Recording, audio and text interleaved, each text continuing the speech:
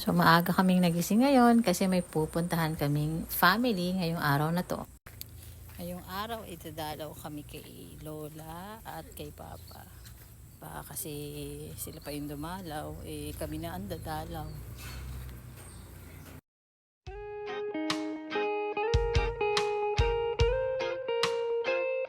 Medyo nauhaw mga kasama ko kaya nag-stop over muna kami dito para uminom ng pineapple juice. So mula sa amin, inabot kami siguro ng mga 1 oras na biyahe para makarating dito sa San Pablo City. Pero bago kami tumuloy sa sementeryo ay dinaanan muna namin ang dalawa pa naming kasama ngayon.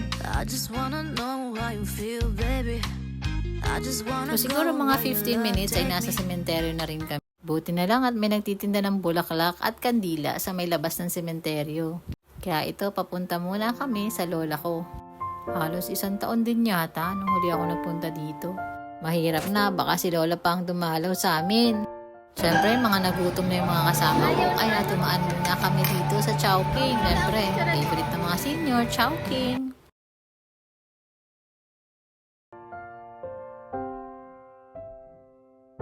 Peace and love! Thanks for watching!